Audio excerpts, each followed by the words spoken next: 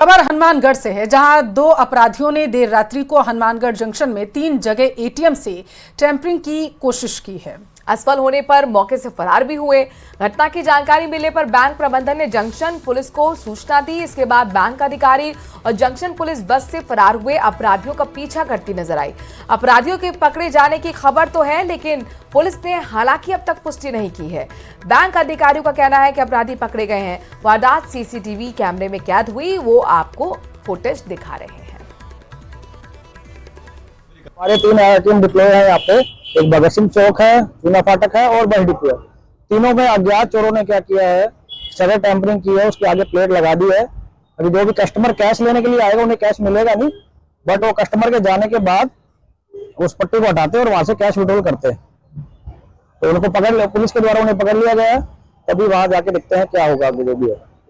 ये रात को 10 बजे हमारे यहाँ पे चूना फाटक पे एटीएम पे गार्ड है, उसने मुझे सूचना दी, फिर हम लोगों ने उनका रैकी की, उसके बाद उन्हें पकड़ा सुबह मॉर्निंग में। और अगली खबर बांसवाड़ा से है। यहाँ पर लियो सर्किल के पास निजी स्कूल बस ने बाइक सवार होमगार्ड को टक्कर मार दी। हादसे में होमगार्ड की मौके पर मौत हो गई।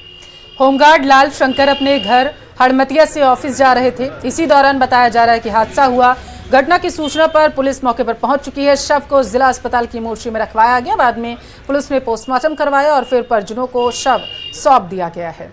तो बांसवाड़ा से ये बड़ी खबर है, जहां पर पुलिस ने शव का पोस्टमार्टम करा लिया है, बताया जा रहा है। उसके बाद परिजनों को सौंप दिया है शव। डांगवाड़ा में लियो बस की स्कूल बस की नहीं, लियो स्कूल बस की बस बच्चे लेने आदित्य कॉलोनी में जैसे ही मोड़ी, वैसे ही लाल शंकर अपनी साइड से जा रहा था, बस भी अपनी साइड जा रहा था, लेकिन मोड़ लेने से लाल शंकर का एक्सीडेंट हो गया, जिससे लाल शंकर गंभीर अवस्था में घायल होने से प्राइवेट वाहन से हॉस्पिटल एमजीएच बांसवाड़ा रवाना है। जयपुर से बड़ी खबर है, जहां एसएमएस अस्पताल की बदहाली की तस्वीर सामने आई। सर्जरी ओपीडी में पानी बह रहा है। यूनिट इंचार्ज के कमरे में पानी भरा हुआ है। माइनर ओटी में भी पानी भरने से काम बंद करना पड़ा। हाल ही में चिकित्सा शिक्षा सचिव ने अस्पताल का दौरा तक किया था, फिर भी अस्पताल के हालात सुधरते हुए नजर नहीं आ रहे हैं। एक बार फिर बदहाली की तस्वीर। प्रदेश के सबसे बड़े अस्पताल एसएमएस की आपके सामने है, जहां पर सर्जरी ओपीडी में पानी बहता हुआ नजर आ रहा है। यहां तक कि यूनिट इंचार्ज के कमरे में तो पानी भर गया और माइनर ओटी में भी पानी भर जाने की वजह से काम तक बंद करना पड़ा। चिकित्सा शिक्षा सचिव ने हैरानी इस बात की है कि हाल ही में अस्पताल का निरीक्षण भी किया था, दौरा किया था, बावजूद उसके अस्पताल के हालात सुधरने का नाम नहीं ले रहे।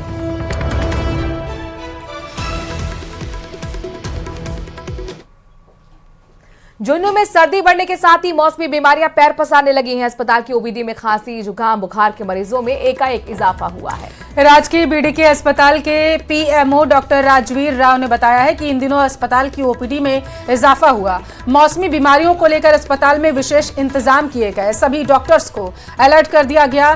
6 फिजिशियन और 8 शिशु रोग विशेषज्ञ डॉक्टर्स ओपीडी में लगाए गए हैं। आउटडोर में मरीजों की संख्या 2000 पार पहुंच गई है। सर्दी के मौसम का सबसे ज्यादा असर बच्चों पर पड़ रहा है, जिसकी वजह से वो बीमार पड़ रहे हैं।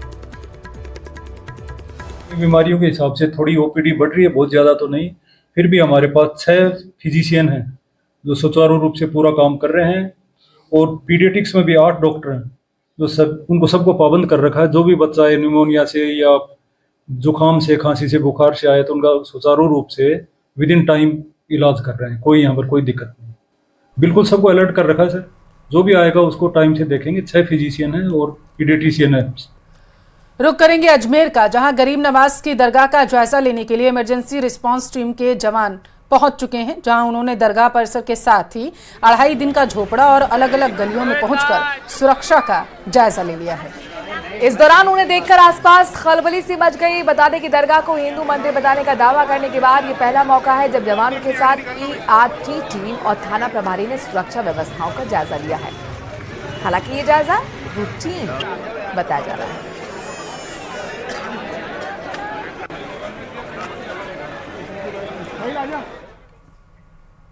तो विधायक सचिन पायलट अपने विधानसभा क्षेत्र के दौरे पर है। यहां सचिन पायलट का जगह जगह स्वागत किया जा रहा है। तो बताया जा रहा है कि बरौनी और हथौना गांवों का दौरा किया, यहां के लोगों की समस्याएं उन्होंने सुनी है। सचिन पायलट पराना, मंडावर, भांची, चराई, चीमनपुरा गांव का भी दौरा करेंगे और समर्थकों से मुलाकात करेंगे। इस दौरान पीसीसी उपाध्यक्ष रामविलास चौधरी, टोंक कांग्रेस जिला अध्यक्ष हरिप्रसाद बैरवा, प्रधान प्रतिनिधि के साथ कई लोग मौजूद रहे। सचिन पायलट टोंक में आज शाम तक विधानसभा क्षेत्र में दौरे करेंगे।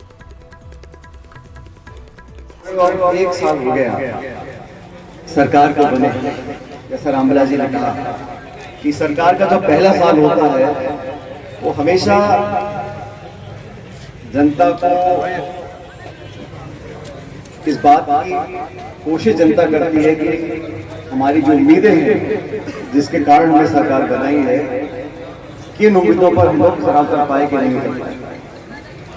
और 12 महीने आज हो गए, ठीक है, बीच में लोकसभा के चुनाव आए, लेकिन बहुमत की सरकार बनने के बाद इन 12 महीनों में जिन मुद्दों को उठाकर भाजपा ने सरकार बनाई थी, वो रोजगार के थे, नौजवानों के थे, किसान के थे और कानून व्यवस्था के थे। इन सभी मुद्दों पर पिछले 12 महीने मैं भी देख रहा हूँ, आप भी देख रहे हो, प्रदेश सरकार का रवैया रहा है।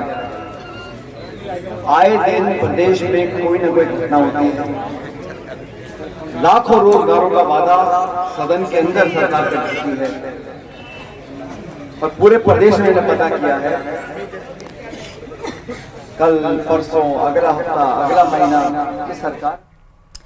बांग्लादेश में हिंदू अल्पसंख्यकों के ऊपर हो रहे लगातार हमले के विरोध में प्रतापगढ़ में सर्व हिंदू समाज की ओर से प्रदर्शन किया गया है।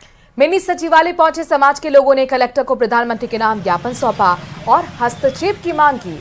सकल हिंदू समाज के बैनर तले प्रतापगढ़ नगर परिषद से आक्रोश रैली निकाली गई। शहर के मुख्य मार्ग से होती हुई ये रैली मिनी सचिवालय पहुंची है। हिंदुओं पर हो रहे अत्याचार के लिए सर्व हिंदू समाज द्वारा यहाँ ज्ञापन दिया गया है और मांग की गई है कि बांग्लादेश की तालिबानी सोच वाली सरकार वहाँ पर हो रहे हिंदुओं पर अत्याचार को रोके और वहाँ के जो धर्म गुरु हैं चिन्मय प्रभु जी को वह अतिशीघ्र रिहा करे और पूरे देश के अंदर इस प्रकार का हमारा एक डेमोन्स्ट्रेशन है और हम सरकार से मांग करते हैं कि वहाँ अतिशीघ्र हिंदुओं को सुरक्षा प्रदान की जाए। अगली खबर भी प्रतापगढ़ से। यहाँ पर 3 महीने पहले गलत उपचार की वजह से एक विवाहिता की मौत हो गई थी। इस मामले में मुआवजा नहीं देने का आरोप लगाते हुए विवाहिता के पति ने कलेक्टर के नाम ज्ञापन सौंपा है। तो ज्ञापन में डॉक्टर पर लापरवाही का आरोप लगाया गया, डिग्री की जांच की भी मांग की गई है। परिजनों की तरफ से यह आरोप लगाया गया है और उन्होंने पूरे मामले की विस्तार से जाँच की मांग की है। पत्नी बीमार हो गई, इसके बाद इलाज करवा दिया गया मंसूर के वहाँ पीपलकोन मंसूर। डॉक्टर के बाद थोड़ी देर के बाद में दवाई करवाई, फिर इसके बाद रास्ते में मौत हो गई। इसके बाद फिर 5 से दोबारा बैंक दिला हो गया था, उसमें 3-5 की बात हुई थी, 25,000 दे दिया था, बाकी पैसे दिए ने 10 अक्टूबर की बात की थी। इसके बाद वो पैसे दिए ने। डूंगरपुर जिले में लेक्चरर के 80% जो पद हैं वो खाली हैं, जिससे छात्रों की पढ़ाई चौपट हो रही है। जिले के सबसे बड़े एसबीपी कॉलेज में 8,000 स्टूडेंट्स को पढ़ाने के लिए सिर्फ 16 लेक्चरर ही हैं।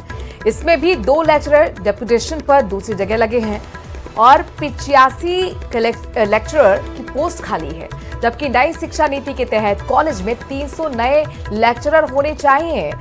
एसबीपी कॉलेज के अधीन जिले के गामड़ी देवल, गामड़ी आहाड़ा कॉलेज भी हैं। ऐसे में प्रशासनिक कामों की वजह से इन लेक्चरर की ड्यूटी भी लगाई जाती है।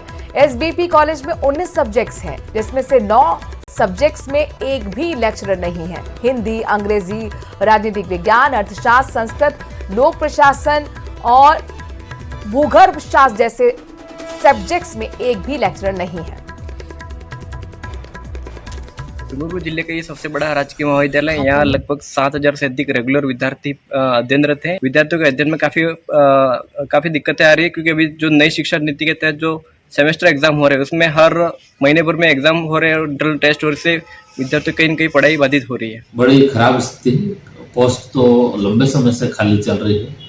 81 सैंक्शन पोस्ट है, उसमें से मात्र 16 पोस्ट भरी हुई है और 16 पोस्ट के साथ में 2 लोग तो डेपुटेशन पे हैं, तो 14 लोग ही इस महाविद्यालय में कार्यरत हैं।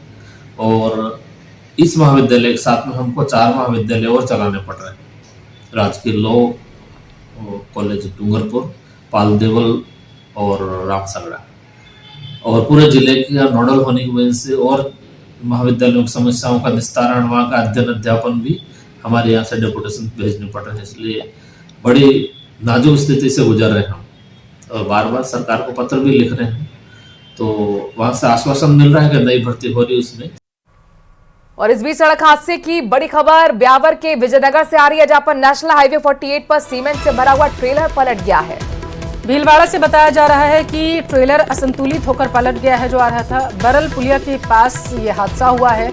नेशनल हाईवे 48 पर सीमेंट के कट्टे फैले हुए नजर आ रहे हैं। सीमेंट के कट्टे फैलने से यातायात भी प्रभावित हुआ है। हालांकि मौके पर पुलिस पहुंच चुकी है और हाइड्रो की मदद से ट्रेलर को सड़क से हटाया जा रहा है ताकि यातायात को बहाल किया जा सके। तो नेशनल हाईवे 48 पर ये बड़ा हादसा हुआ है। भीलवाड़ा से बताया जा रहा है कि ट्रेलर आ रहा था और इसी दौरान वो बेकाबू हो गया।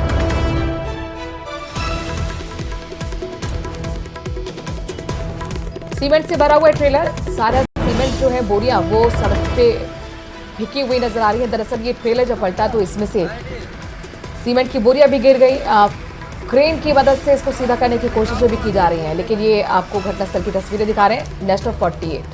National highway 48। चूरू के सरदार शहर के हनुमानगढ़ रोड मेगा हाईवे पर कैंटर और कार की जबरदस्त भिड़ंत हो गई है। इस हादसे में 5 लोगों की मौत हो गई, एक गंभीर रूप से घायल हुआ जिसका इलाज अस्पताल में जारी है। चूरू में भीषण सड़क हादसा, कैंटर और कार की जबरदस्त भिड़ंत, 5 लोगों की मौत, 2 घायल। चूरू के सरदार शहर में देर रात हुए हादसे में 5 लोगों की मौत हो गई। हादसा कैंटर और कार की टक्कर से हुआ। कार में 6 लोग सवार थे, जिनमें 5 की मौत हो गई, जबकि एक गंभीर रूप से घायल है। कैंटर चालक भी घायल बताया जा रहा है। आमने सामने भिड़ंत हुई है, जिसमें सफारी में जो सवार व्यक्ति हैं उसमें से 4 की तो यही मृत्यु हो गई थी, और जिसमें से 2 जो घायल हैं उनको बीकानेर भेजा था, जिनमें से 1 की मृत्यु हो चुकी है और 1 अभी भी अस्पताल में जारी इलाज भर्ती है। सूचना मिलते ही सरदार शहर पुलिस मौके पर पहुंची। टक्कर इतनी जबरदस्त थी कि कार में फंसे लोगों को निकालने में कई घंटे लग गए। इतना ही नहीं, मौके पर क्रेन बुलाकर कैंटर को अलग कराया गया। बताया जा रहा है कि कार में सवार लोग अलग अलग जगह से हैं और सभी लोग सरदार शहर से हनुमानगढ़ की तरफ जा रहे थे। ट्रक और कार की भिड़ंत में 6 लोग थे, इसमें 5 लोगों की मृत्यु हो गई है। एक को गंभीर की हालत को देखते हुए हमने बीकानेर रेफर कर दिया है, सिर में चोट लगी हुई थी उसके कारण। हादसे के बाद पुलिस आगे की कार्रवाई कर रही है। गंभीर रूप से घायल डूंगरगढ़ के रीडी के रहने वाले रामलाल भार्गव का बीकानेर में उपचार चल रहा है। वहीं मृतकों के शव सरदार शहर के राजकीय अस्पताल की मोर्चरी में रखवाए गए हैं। चूरू से न्यूज़ 18 राजस्थान के लिए मनोज कुमार शर्मा की रिपोर्ट। चूरू के कीतासर गांव में पति को छोड़कर प्रेमी से शादी करने वाली महिला ने एसपी दफ्तर में सुरक्षा की गुहार लगाई है। पीड़िता गायत्री का कहना है कि जब से उसने अपने प्रेमी से रिश्ता जोड़ा तब से उसे जान से मारने की धमकी मिल रही। पीड़ित गायत्री का कहना है कि 3 साल पहले उसकी मुलाकात रामचंद्र से हुई थी, लेकिन भाई के बदले आटा साटा में उसकी भी शादी कर दी गई, लेकिन उसे पति पसंद नहीं आया। 9 महीने जब उसके भाई का रिश्ता टूटा तो गायत्री भी ससुराल से मायके आ गई थी और फिर जेगनिया गांव में रहने वाले रामचंद्र के संपर्क में वो आ गई।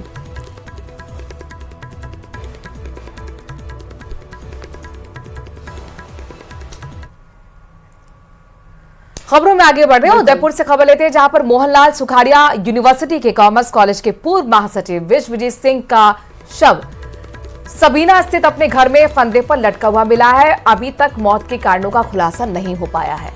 जानकारी के अनुसार विश्वजीत सिंह मंगलवार को घर में अकेले थे। विश्वजीत सिंह के परिजन और रिश्तेदारों से मिलने दिवाली में गए हुए थे। इसी दौरान विश्वजीत ने घर में फांसी का फंदा लगाकर अपनी जान दे दी। परिजन वापस आए तो मकान का गेट अंदर से बंद मिला। दरवाजा खटखटाने पर अंदर से कोई जवाब नहीं मिलने पर गेट तोड़कर अंदर गए। कमरे में विश्वजीत सिंह का शव तब फंदे से लटका देखा गया। पुलिस मामले की जांच कर दृश्य है। ये मामला तो हैंगिंग का ही है कि इसने कोई फांसी का आत्महत्या की है, और आगे जो भी हालात है वो अनुसंधान से जांच से रोशन होंगे। सुसाइड नोट मिला कोई बात सामने नहीं, ऐसे कोई अभी संज्ञान में नहीं आया है। खबर श्री गंगानगर से है, जहां श्री करणपुर के रहने वाले 28 वर्षीय युवक विशु गोयल की डेंगू से मौत हो गई। मृतक पिछले 4-5 दिनों से तेज बुखार से पीड़ित था। उल्टी में खून आने के बाद उसे सरकारी अस्पताल में भर्ती कराया गया। हालत गंभीर होने पर परिजन उसे निजी अस्पताल लेकर पहुंचे, जहां मंगलवार को उसकी इलाज के दौरान मौत हो गई। इन दिनों श्रीगंगानगर सहित ग्रामीण क्षेत्रों में बदलते मौसम के कारण ओपीडी में खांसी, जुकाम और वायरल बुखार के रोगियों की संख्या लगातार बढ़ रही है।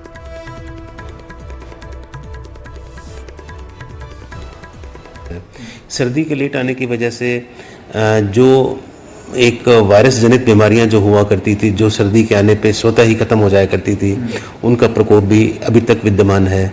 डेंगू, मलेरिया जो ऐसी बीमारियां होती थी जो सर्दी के आने पे अपने आप खत्म हो जाया करती थी प्राकृतिक नियम के अनुसार, लेकिन अब अक्टूबर-नवंबर के अंदर ये प्रेवलेंट हो रही हैं। तो ये भी एक बहुत बड़ा हेल्थ इशू इस वक्त चल रहा है। हमारे अस्पताल के अंदर इस तरह के रोगी काफ़ी सारे आ रहे हैं जो डेंगू से भी पीड़ित हैं, फीवर से भी पीड़ित हैं, वायरस की बीमारियों से भी पीड़ित।